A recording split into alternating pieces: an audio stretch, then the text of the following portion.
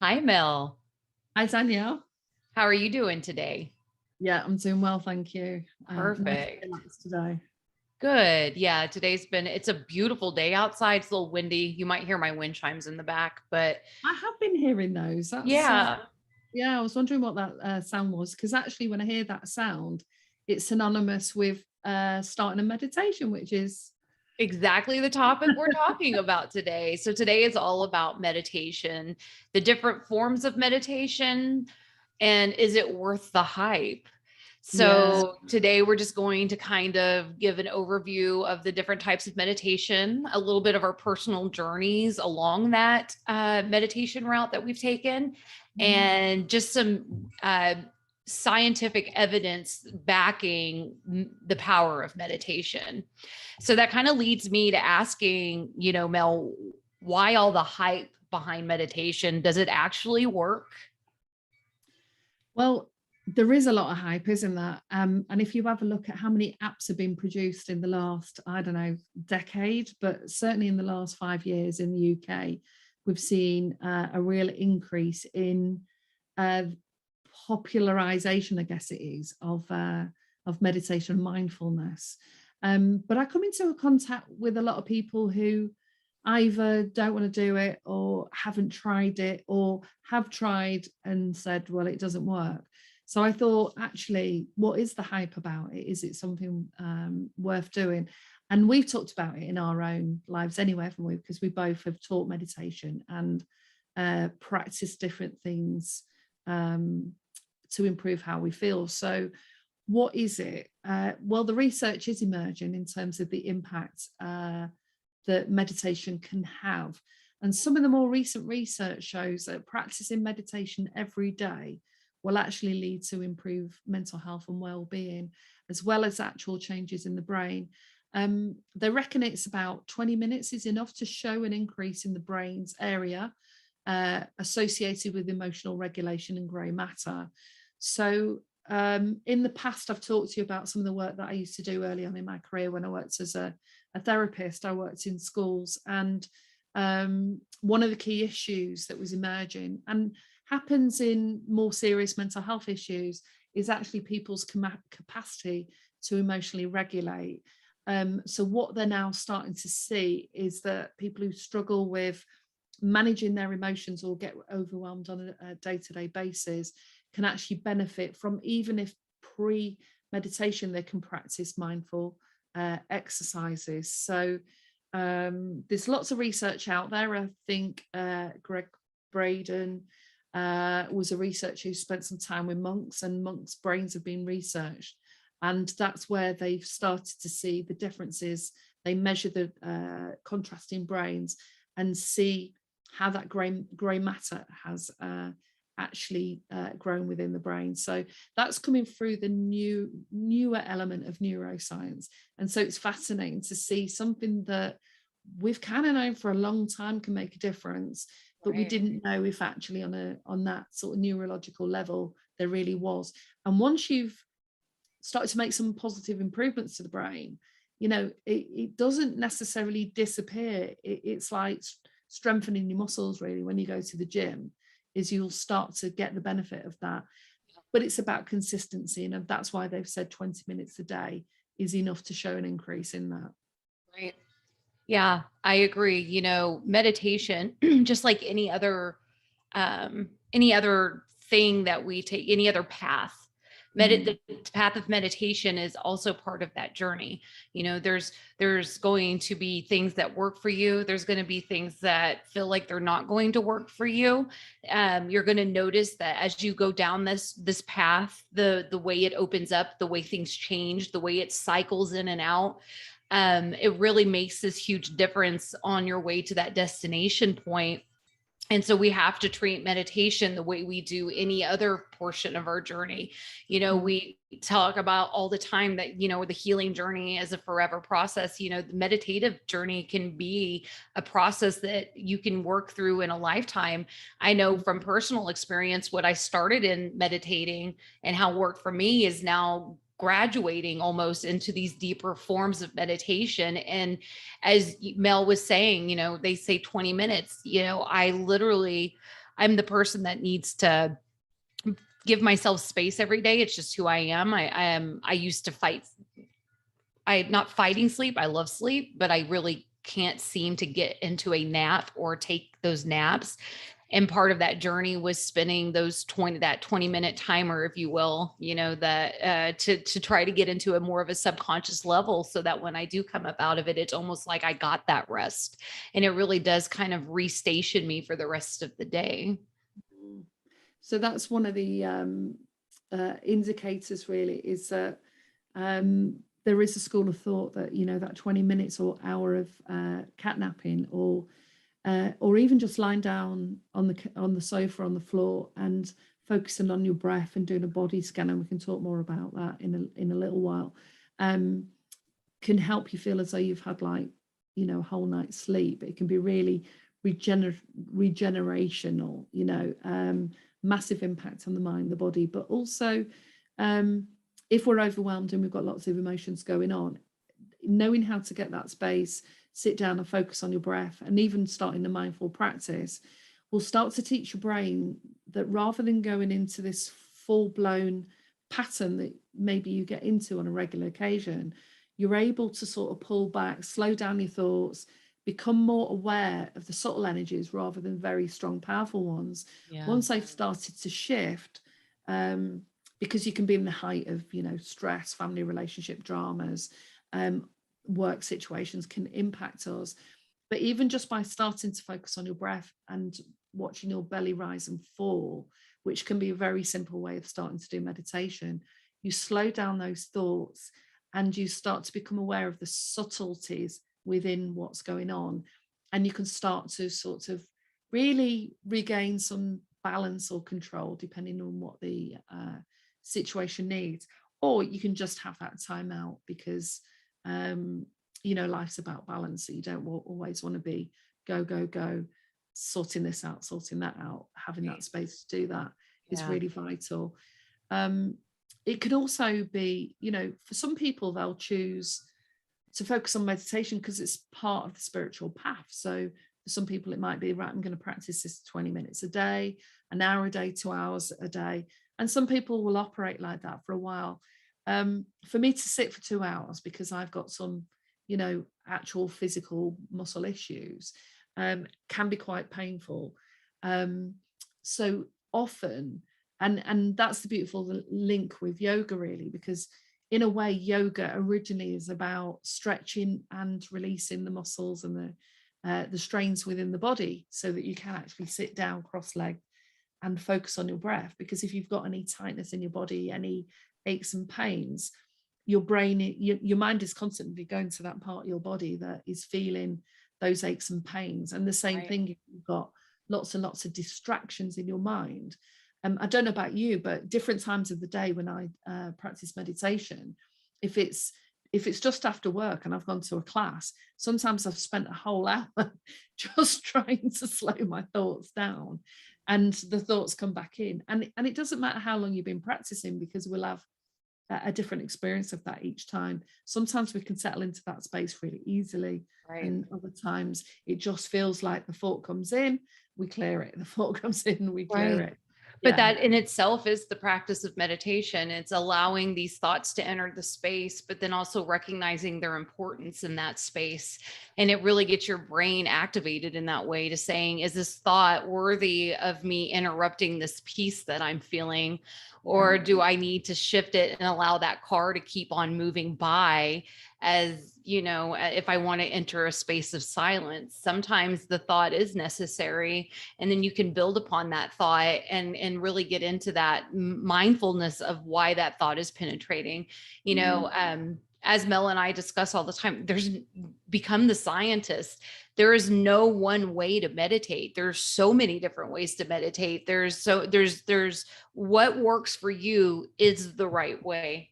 That is going to always be the right way down. We can have as many studies, as many understandings, as many meditation, yoga gurus that you want telling you the way to do it. But if it's not right for you, then it's not right for you. And you have to find the ways that work into, I couldn't silence my brain. I'm convinced that that's part of this air sign that I am, is that we're mental. All we do is the thought process. So inside of that mental space, I am always thinking. And so I really had to get myself to a place where I could listen to another person speak to me. And so guided meditation really worked for me for a long time, allowing that to come through. And that way I was more in control, because I was able to say, nope, we're not taking those in. We're taking the outside thought in, that outside person in right now. That really helped me kind of learn that I can tame the thought process as I go. Yeah, exactly. Is sometimes people will say, I can't practice, I've tried, it's difficult, because they'll find that they are consumed by the thoughts. And it really is sometimes just, it's you're just not practiced in doing anything other than filling your mind full of thoughts, or Yep. being constantly distracted, because we're in a world that is constantly distracting us. We've got our phones next to us. If we've got behaviors and patterns that is constantly looking at our phone every 5 minutes to see what the latest post is on the platform that we use, then it just helps us become aware of this impulsive, destructive behavior. And that's what mindfulness can teach us. Mhm. And the other aspect of it is, and I've seen this with groups that I've taught, is sometimes when you slow your thoughts down and the world down, it can start to feel quite scary, because you can start to have things come to mind or feelings arise that you're not comfortable with. And so part of the process of life of filling it full of distractions, buying clothes, drinking, taking drugs, going out and about with friends all the time, and not having any quiet spaces can be because actually the distractions provide a way out of sitting with yourself, because Yeah. actually sometimes it's quite difficult to spend time on your own and notice what feelings arise. Yet when the feelings arise, it's because your body, you've given your body and your mind permission. In a way, you've set the intention, you're going to sit there, and whatever feelings arise is not to, I think the key thing is not to be scared of whatever it is you're experiencing, and to understand that even people who look like they're very serene and they're sat there meditating. Now, one of my most comedic sort of experiences is listening. I like listening to Ram Dass, and who was a clinical psychologist with a PhD, professor teaching psychology at university, and then went to India, met a guru and stayed over in India for a long time before he came to America and became a spiritual leader. And I love listening to him because he's very real about the human experience. And, he said on several occasions in talks that I listened to that no matter the fact that he's got a PhD in psychology and he's been on this journey and probably been visited other realms in his meditation and can practice, he still gets angry, still gets irritated, and he's still got his own neurosis. But the difference is it's not as big and as ugly and as scary as it used to be. It will still come up. There are still aspects of ourselves that maybe will just be who we are, and we experience that. So it's about accepting that we're human, we have this array of feelings, and we'll have this experience. But just by stilling the mind and stilling the body, we can at least, when we start to relax and take some breaths in, we can at least start to allow the body to experience some oxygen coming in, start the healing process. Because if we're in resistance and we're fighting our way through life all the time, then our bodies get stiff. If we've got aches and pains and, consistent stiffness, then that is a message of the body that you need to either get a massage or do some rest, go for a swim, have a sauna, and really get some balance in your life. It also can really help people apply the brakes. So Yeah. if they're really vulnerable, feel fragile, overwhelmed, sometimes people are encouraged to just spurt out everything and say whatever, the contents of their minds are. But what it can help us do is when we take those breaths, is sit back and then apply the brakes and just draw that boundary within that space that you're in while you're experiencing that.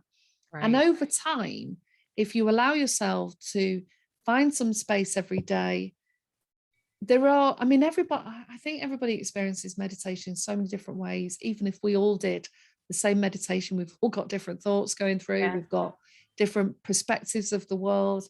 Like you, what you've talked about in earlier podcasts, we have this security guard that stands there saying, you know, why haven't you had that sandwich yet? Why haven't you had that cigarette? Why haven't you walked out yet? Because the brain doesn't like to do something different. So there'll be Right. somebody there in your ego mind saying, get up, you know, what you Right. doing? This isn't a comfortable place for you to be in. Right. Yeah. It's trying to protect you, but all the while, it's also keeping you from breaking free from that emotional prison that you've been in for so long. Yeah. Yeah. Yeah. Yeah. So I would say that, I have been one of those people that's like, I just can't meditate. It's just not within me. And I have to eat my words now, because now every day, even though it's not a length of time, because I'm not in a race to do these things. In fact, Yeah. I'm really allowing my body and my mind to show me when it's time to take that meditation break. But for me, it's this whole beautiful journey that started with breath. The breath really helped me realize where I was shallow breathing, and I maybe wasn't getting the oxygen in that I needed to get. And everything I do is very light in these arenas, because I can't go into these breath works that put me in ice water and makes it okay. That's just not the type of experience I'm looking to have. I want to be able to relax and be in more of a peaceful space. And so for me, it started with breath. And because breath is a meditation within itself, you focus on the breath. It's really hard to focus on the external stuff, because you're starting to feel your body feeling better, and you're starting to notice that you're taking these breaths that we're ending maybe in the heart space, but now you're ending them in the diaphragm. And what a difference that feels as your brain starts to turn on these signals, because maybe it was missing oxygen to those places as you were shallow breathing your day away, you know? Yeah. And then it kind of turned into, okay, well, I'm going to try this meditation thing. And I'd close my eyes and it'd be like, did you know that I could go to Japan and back? And, it just like started filling my head with random things. And I was like, okay, I definitely can't meditate that way. So I did the guided meditation, and I would bring guided meditation in. And then the whole goal was just to keep letting the thoughts come and push them away, so that I could stay focused on the person I was tuning into. It taught me a couple of lessons. It taught me how to experience listening in a new way. Mm. It taught me that not every thought is as important as it says it is, because every thought that we have thinks it's the most important thing in the whole wide world. But come to find out, most thoughts are filler, they're background noise. They just kind of come in because this is who we are. We're filled with all of this information, and so we might as well just let our brain run on, autopilot the whole time, and so then it was like there was this moment where I knew I needed sleep and I needed to take that nap, but nap wasn't coming. It just wasn't. My mind was too full. And I thought to myself, well, what if I decided that I don't get the nap and I just laid here and tried to quiet my thoughts instead? And it was like, boom, this miracle occurred. Right. I didn't fall asleep, but I got into this subconscious part of my mind.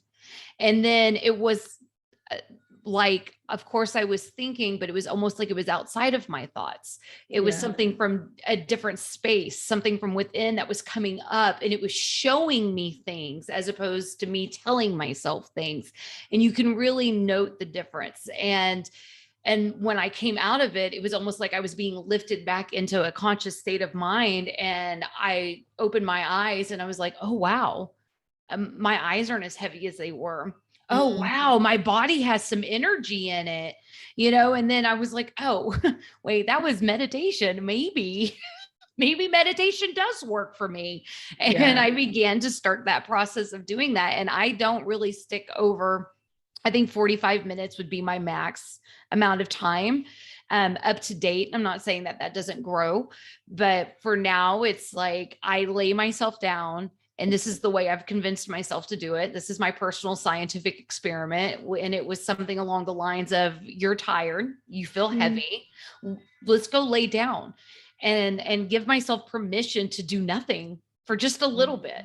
And I will mm, give myself permission to do absolutely nothing. And that includes mental nothing. Allow myself just to rest. And inside of that, it is just growing and growing and growing. And I have this really cool moment where, so, I am on the spiritual path, and we know this. Everybody that's listened to us knows this. And I had this Egyptian mythological deity come forward, and he's known as Anubis. mm. And Anubis comes forward. I even wrote a poem about this, right? And I would talk to Anubis, and Anubis would take me into this library or hall of mirrors, just depending on what the experience was. And it wasn't until this past week, Mel, it's so funny. It wasn't until this past week I made the decision to, maybe I should look up what Anubis represents outside of like being with Mott and weighing out the heart to the feather, right? Come to find out, this person, this energy, this entity, this deity is in charge of the Akashic records, which is Mm, where I've been stepping inside of for a little while now, right? And so it's like, to me, that was very interesting, because I don't try to attach too many, because mhm, at the bottom line, it's just energy. And so I would, knowing that kind of blew my mind, because maybe subconsciously I had read about that at some point, and that's what's coming forward and that's what I'm seeing. But regardless of it, it was a very beautiful experience to see that this person that greets me every time I walk into my subconscious mind is the same person that has been across the board for, centuries, as in charge of this Akashic records that we all hold so dear, this the wisdom holder, you know? So what you beautifully illustrate are the different stages that people can go through from that. Oh, I don't know, what is all this sort of thing about meditation, or that's for the, that's for the yogis or the gurus, or, that's for people who are on the spiritual path. Although it is used a lot in business now, and they're realizing the benefits of that in all sorts of different ways. But yeah, the early stages of the journey can be, what is this? I can't do it. And equally, I think what you've indicated, and I've experienced that, probably everybody experiences, which is you've just got so much stuff in your head. You're spending Mhm. most of the time saying, right. And it is the most simple way of starting meditation, which is, okay, I've got all this stuff in my head, focus on my breath, breathe in, breathe out. Oh, what's the shopping I've got to get? No, focus back on the breath, breathe in, breathe out. What about the car? I've got to get that fixed. No, focus Right. back on the breath, breathe in, breathe out. So sometimes it can be like that, and I'll still get it like that sometimes. And then I think you can then start to get motivated to do it, because you might, as you say, start to experience some of the benefits. So for you, it's about, okay, I can't sleep, but I'm going to still myself. I'm going to focus on my breath. Oh, hang on a minute. I'm starting to feel some benefit in a way that I didn't anticipate. And that's the beautiful thing with starting to try this, because I can't really remember when I remember meditating with a friend maybe 15 years ago.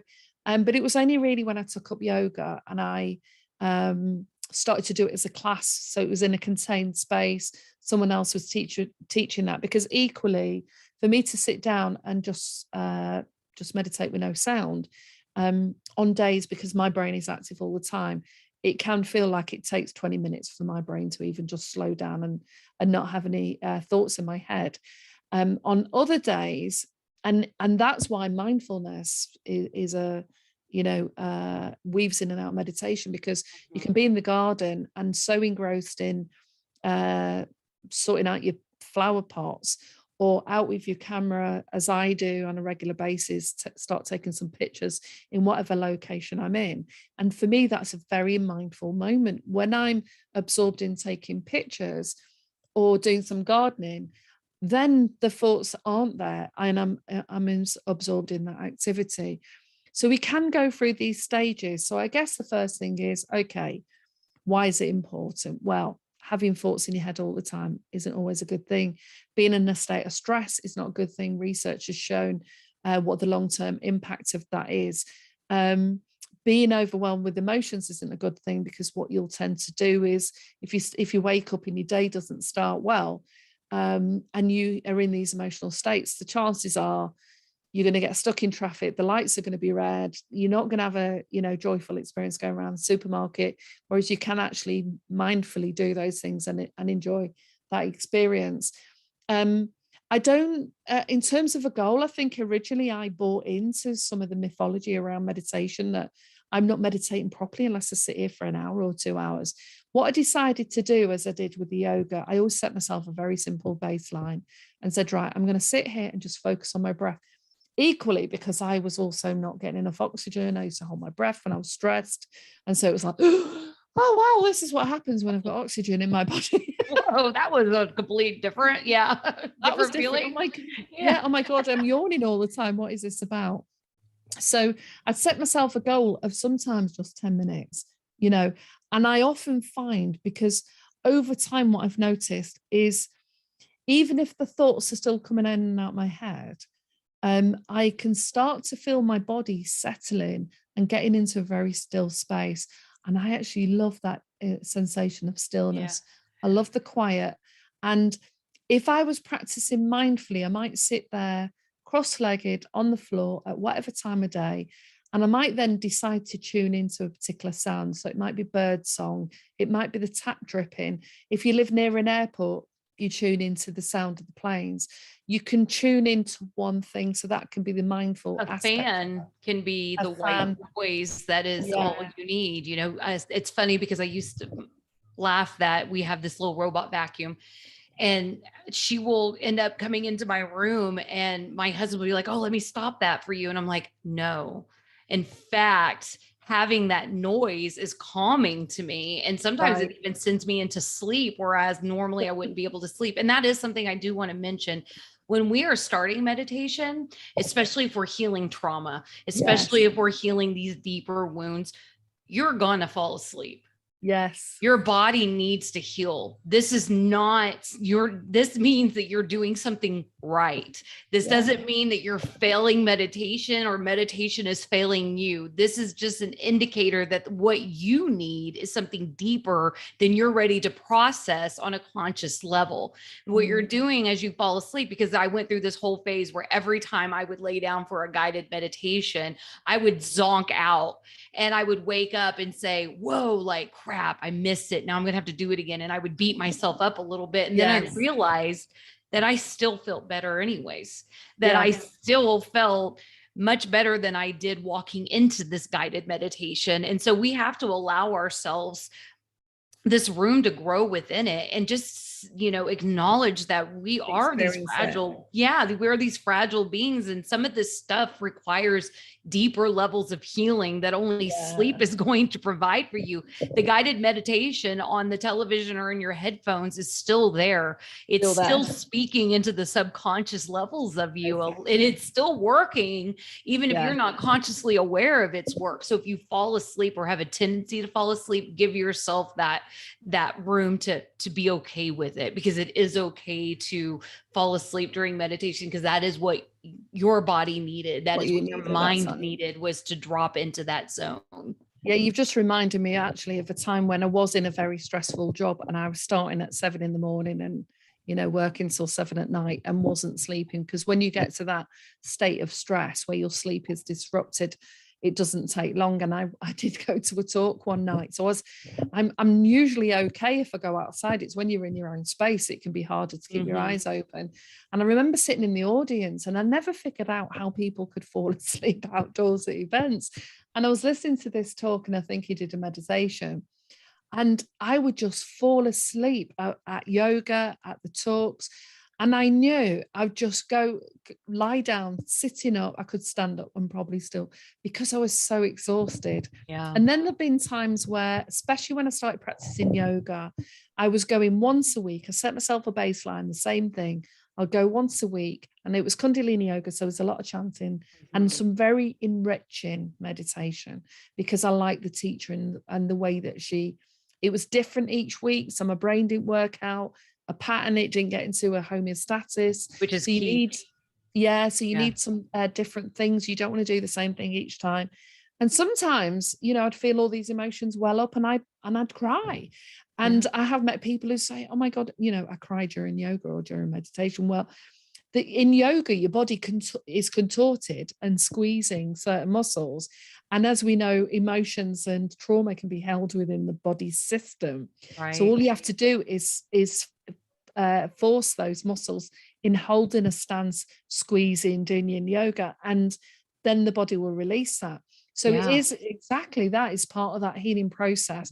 And even in the last few weeks now, I get great sleep.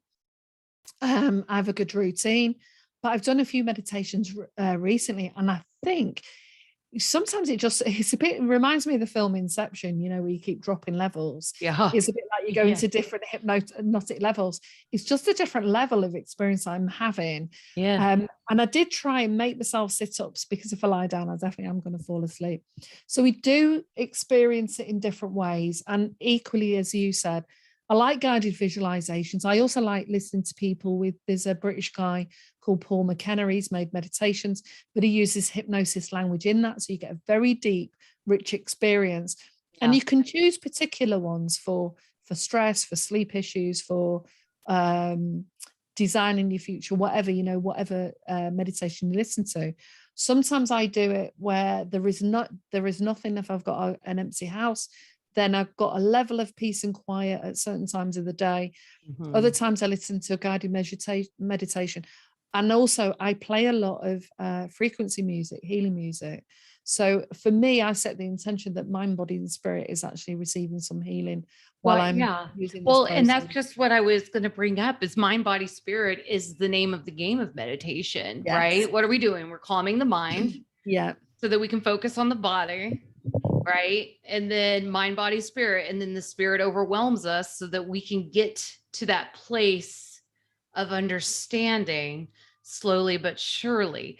Meditation has done nothing but good for me. And it Mm. doesn't matter if I've slept through the meditation, if I stayed awake, most of the time I am a very comfort driven person. So I lay in a comfortable position like I would to go to sleep in order to perform meditation, because if I'm uncomfortable, I'm not going to do it. And Yeah. sitting up hurts my back, it hurts my Yeah. hips. So I would rather lay down. And if I'm going to lay down, I want to lay down in a position that is what I consider comforting to me, which is on my side. And so even in my meditations, I take on a sleep position. And regardless if it goes to sleep or it doesn't, I know whatever that is necessary for me. We all have our ways. Again, we are scientists. We are here to create what works for us inside of any pathway we're taking. And what works for me is presenting myself into a sleep style meditation so that whenever I am in a space, if I do need to fall asleep, I'm comfortable. And if I don't fall asleep, I feel like because I've tricked the guardian in my brain to saying, oh, we're just going to go to sleep here. And it allows it to kind of release its control over me so that I can relax that brain, relax that thought pattern, and take me into a deeper level of learning and journeying.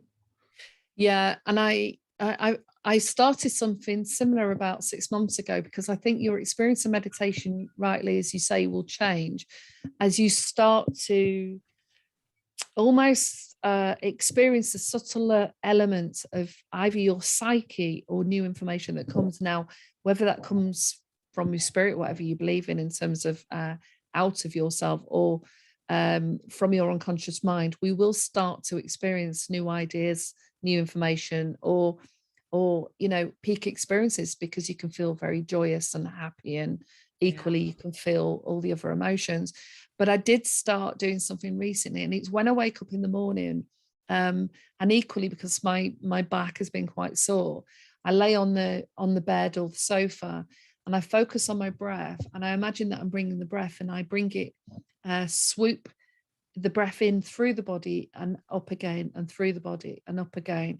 And I imagine that the breath is clearing any of the energetic spaces that may be stuck or stagnant, or and those energetic experiences we can have just by going out to the shops, coming back, and we've been around people where Right. the mood is heavy, or there's dense experiences. So it's a way of sort of cleansing your own energy field every day, so that what benefits you get from the practices that you do, you're able to maintain them. Right. Because when we're walking out into the world, we are multifaceted beings, and we will start to experience some of the emotions or feelings, especially as we've talked in other podcasts about being an empath. We will start to experience things that aren't ours. And so in a way, meditation can help you discern what's yours, what you're learning about yourself, help you kickstart the healing process. And if you're sick, and as you know, I was sick a few months ago.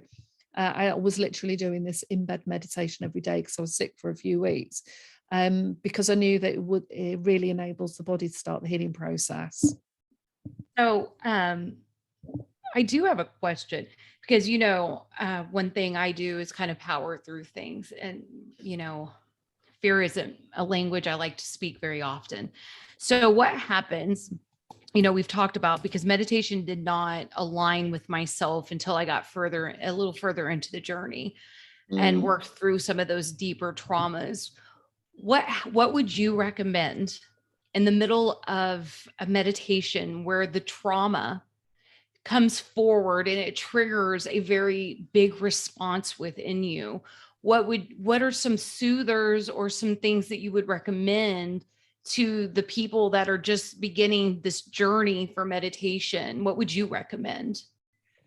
Well, I think it's a good point, because the classic way people experience meditation is when they go to some group or another, and it's often yoga. So first of all is to know that any emotions can appear, whether you perceive them as negative or not.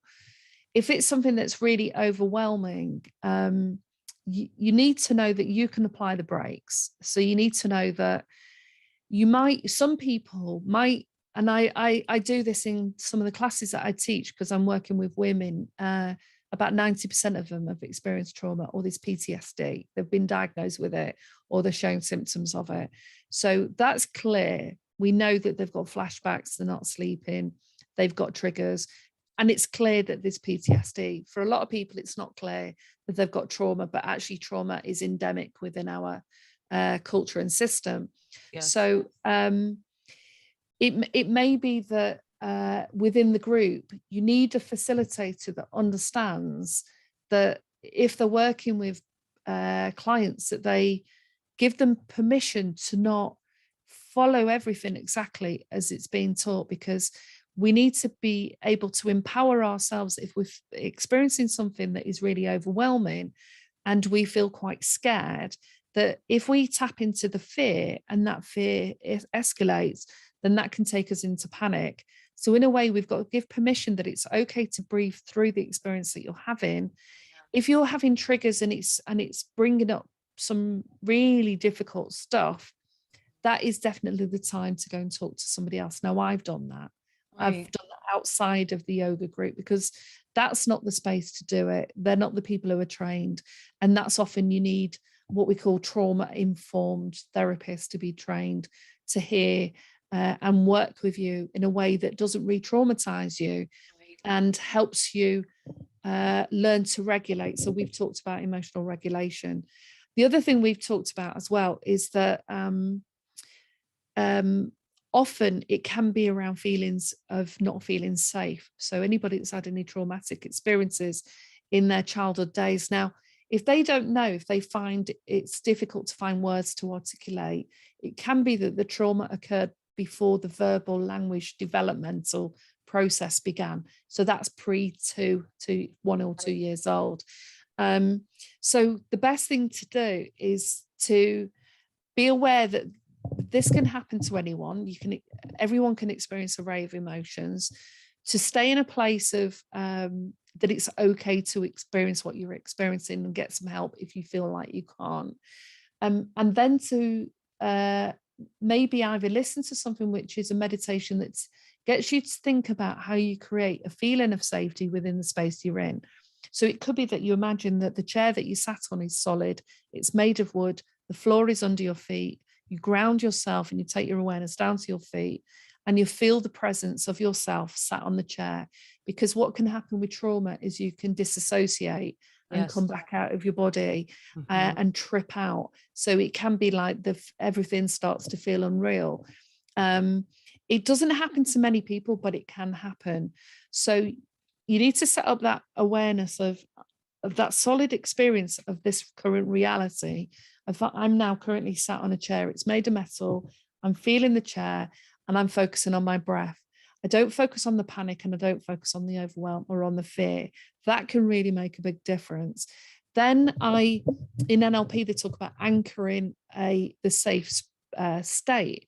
So you've talked about something that you applied that might be, and it's actually in EFT, emotional freedom technique. This is actually a gateway in terms of the meridian system.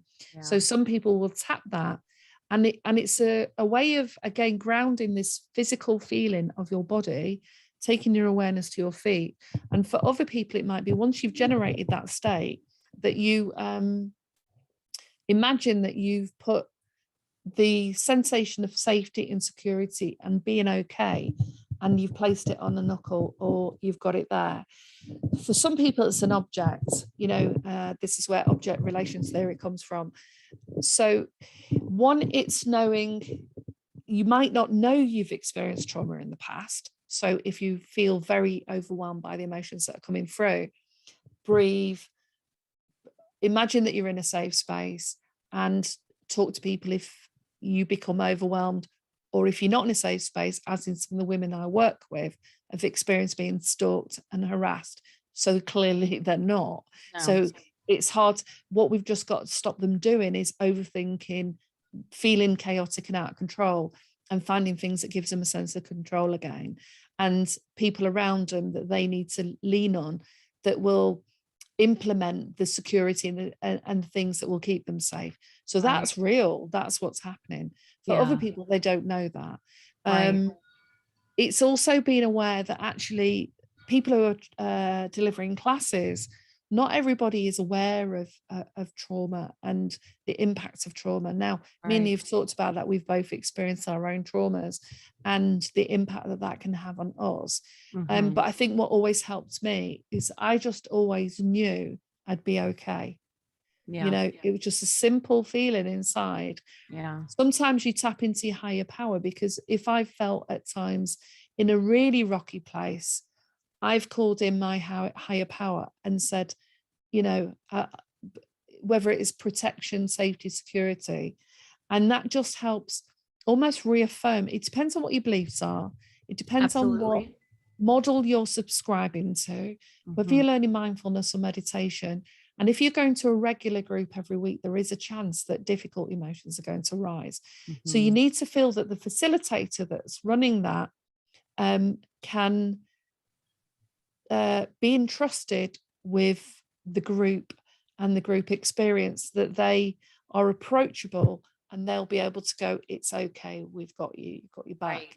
Yeah. Yeah. And You then you have the get some safety net support. available here. Yeah. Yeah, I do agree. One of the most profound meditations I had was about, body trauma and how we hold the trauma inside of our body. And the release was so profound. I mean, snot crying, just snot, tears, messy, all of it. And the relief I felt afterwards was beyond measure. Yeah.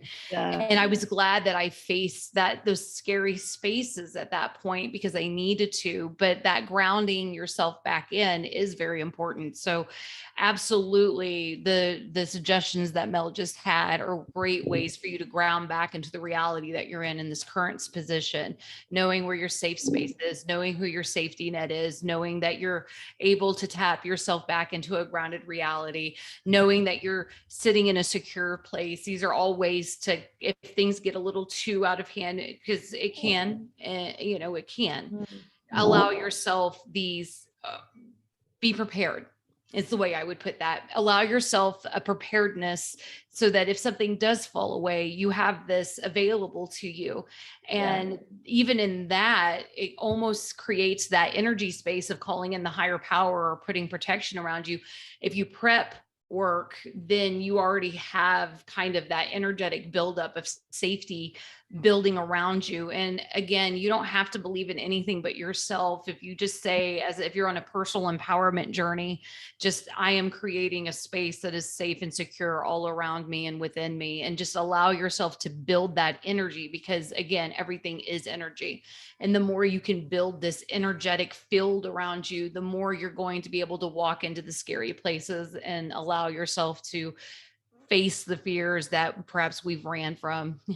Perhaps Yeah. we ran from our whole life, and then able to Yes. face them and get through them, knowing that you are still in this grounded space, in this grounded environment, and you can stand up at any time and release yourself from that, is a safety net. I would definitely recommend, if you're working through some personal traumas, that perhaps you're not going to a therapist to see. Mm. Mhm. And I think that point of, whether you're crying or and you can feel really distressed. I mean, if you've recently lost somebody, you've experienced grief and you're going to tap into those feelings. It feels devastating at the time when you're experiencing that. But yes, it can feel a big release, and and you can feel lighter afterwards, and you can feel refreshed and revitalized. But until you trust that actually being still and just breathing properly and listening to something and staying still for a moment, 10 minutes, half an hour, an hour, whatever feels right for you, Mhm. can be deeply healing, regenerative, that itself. And also it's knowing once you've done it, I remember, my mum passed, God, over 10 years ago now. And at the time when I was going through the grief, it was waves. It was huge waves. I remember I'd feel okay, and then I'd just get this swoop of wave coming over me. But it was the fact that I used to say, I knew the wave was coming, and I knew that if I just accepted, I felt like that. Sometimes you drop to your knees because you feel so distressed and disarmed. Yeah. Another time, and then you just get the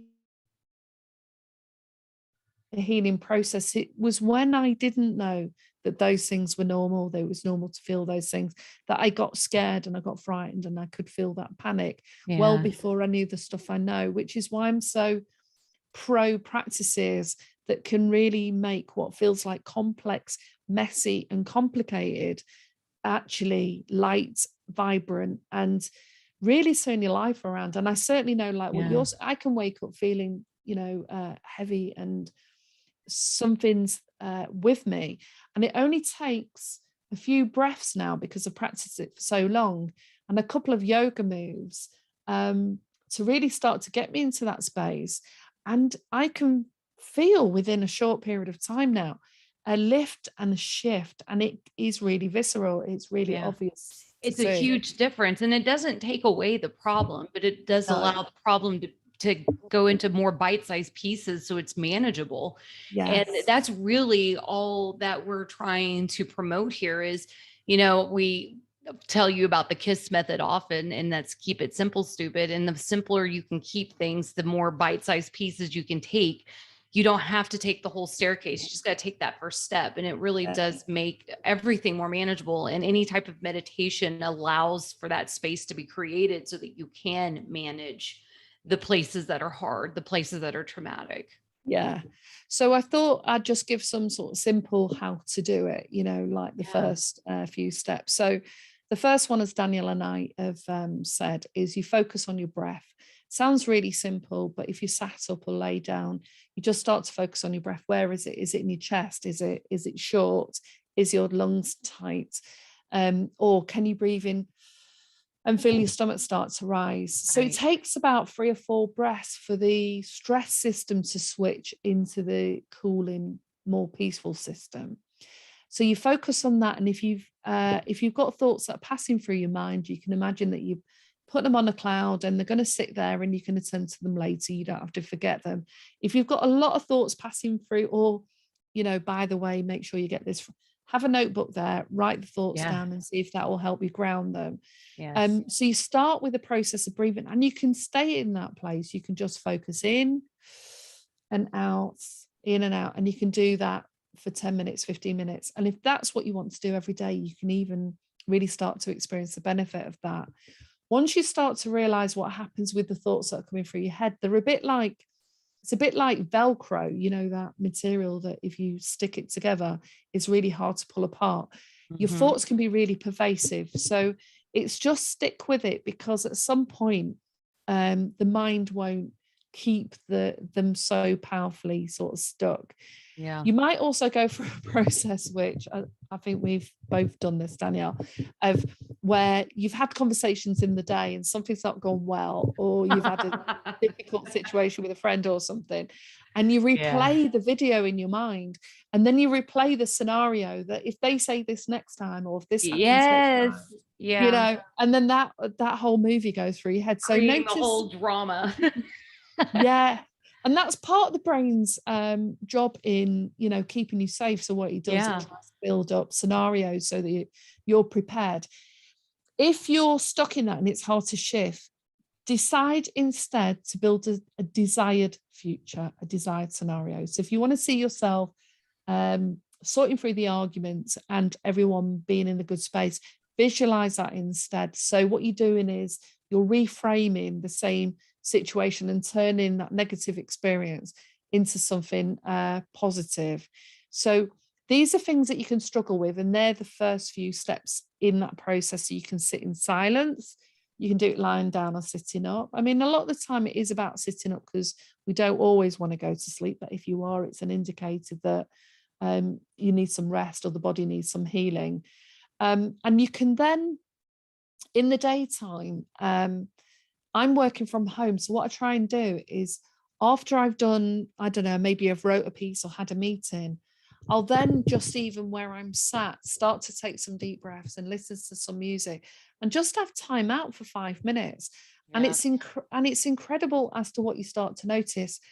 If you're at work or doing any kind of activity and you get stuck in that and you feel like you're stuck in a problem, that's a really good time to actually then take yourself out of that and do a body scan. Notice what you're feeling. Where are you tight? Where are you loose? Are you holding your breath?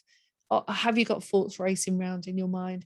Is stress being activated? Is that because you're not getting the support that you need, or is that because you've got those internal dialogues floating around, and X manager did this, and therefore that's why you're feeling? So try and name the feeling, try and look at the situation, just pay attention to it, and then choose something to tune into. The sound of the laptop, I don't know about you, but I've had a noisy laptop on and off, where you can hear the fan going or Yeah. the birds that are in the background. So do that. If you do that a few times in the day, then you can apply mindfulness techniques. You can now, I actually switched around. I used to really like, oh, I hate washing up. But I decided I was going to use washing up as a mindful activity, because where my sink is, I can actually see the garden. And at whatever time of the year, I'm washing up. And when you practice mindfulness, which means really focusing on the activity that you're doing, how does the water feel? What does the soap pad feel in your hand like? What is the weight of the plate?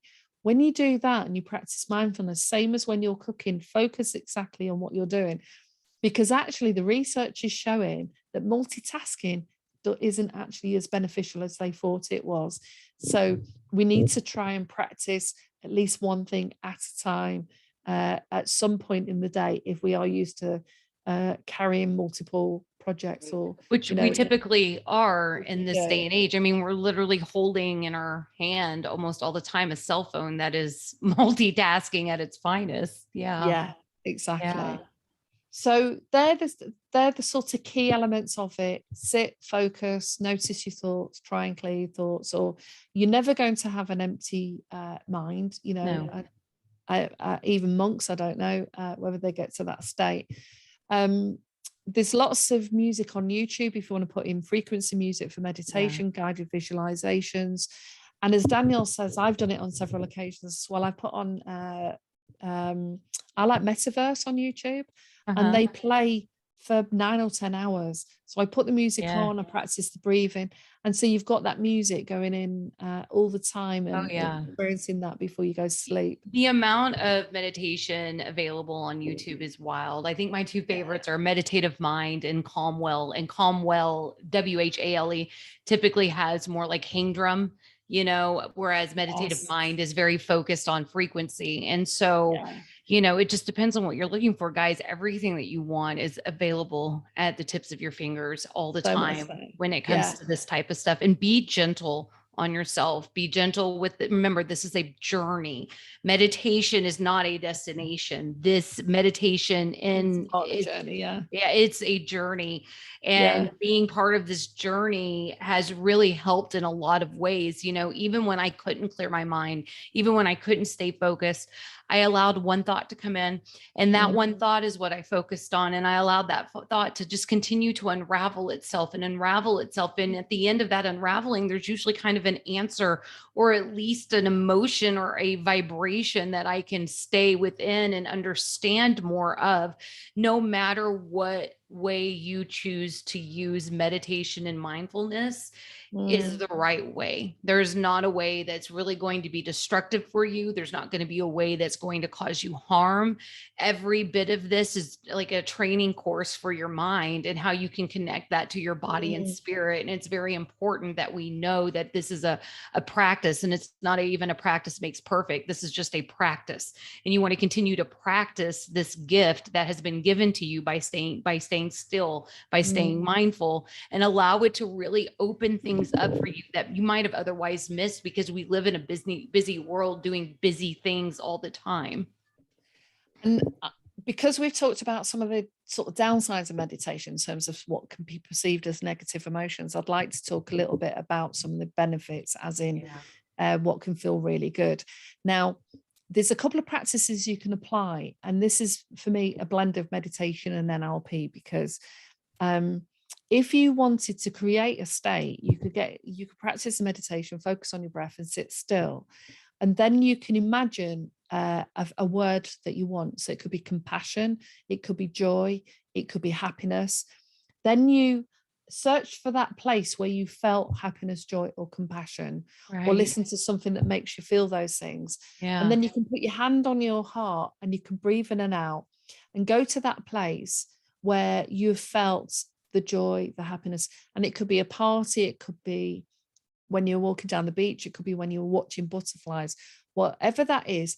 Focus on that feeling, feel that feeling state in your body, focus on your breath, focus on immersing yourself and milking that feeling as much as you can. And what can start to happen is you might even feel tingles, warmth, you might feel your heart expanding, you can feel your own, if you feel energy, you can feel your energy field expanding. And it's a really good one, especially when you wake up in the morning, is to say, what is it I want to feel today? Okay, so I don't want to be overwhelmed by all these thoughts. I want to manage these situations that can feel difficult. Okay, so I want to feel calm and confident. I want to feel at peace. If you're going into situations where they're more challenging, let's tap into compassion. Let's see the humanness in everyone. So let's breathe in compassion. Let's imagine that every soul we come into contact with is as annoying and as irritating as they can be. That, right, let's go back into compassion, because how would I feel if that was me? So, and then the last thing that I want to share is, over time, I started to notice, probably about a year ago, I'd sit down and start meditating. And I might have had, when I was starting to set up these projects, I might have had a range of ideas in my mind, or didn't know how to move forward on something. And I've meditated for, say, 15, 20 minutes, half an hour, whatever. All of a sudden, all these ideas are coming to me to do with work, something that I want to write, a thing that I want to do next. And that was fascinating. And I read a book written by a researcher who was exploring yoga, who actually did a chapter on meditation. And it's been very little written about meditation and creativity. Now, meditation can really ramp up your creativity. It really will. Yeah. And the biggest downloads I ever have, and by downloads, I just mean information that comes forward, is during a meditative state of mind, where I sit in a stillness, where I'm not cluttered by thought and things and the to-do lists. And that's really when I get this giant information load that comes through. And it's like, oh my gosh, this is beautiful. I wouldn't have otherwise realized these things, or this information wouldn't have come forward from within me. And in those moments, I've developed projects, ideas about our podcasts have come. I bought myself, because I wouldn't have ever considered myself an artist by any stretch of the word, but bought myself colouring pens because I realised the process of just drawing different colours on a piece of paper was a part Yeah. of mindfulness that freed the brain from all the other thoughts that were coming in. So Yep. then you can, as we always say in this, be the experimenter, be the scientist in your own journey and see the value. But consistency is key to everything. Behavior Yep. change and transformation, the key to all of that is consistency. So if you're going to do it for 5 minutes a day if you've not done it before, and just set yourself a goal on focusing on your breathing and Yeah. then see what happens. And Yeah. then let's see how beautiful the journey unfolds. And let us know if you have been on this journey or if you're beginning this journey. And we would love to have any knowledge or information you might have, want to Yeah. provide to us. So before we end, I did just want to remind everybody to join our Facebook page at Mel and Danielle. Make sure that you like and subscribe to our YouTube page. And if you feel generous, share us. We are building a community based off of growing, healing, well being, and mindfulness. And we would like as many along this ride as possible. Brilliant. Yeah, exactly. And I think both of us will have a couple of meditations that we're going to upload at some stage. And For yeah, sure. and Yeah. hopefully people benefit from some of what we spoke about. So thank you, Danielle, for your time. Thank you, Mel. You guys have a good night. Yes, good night.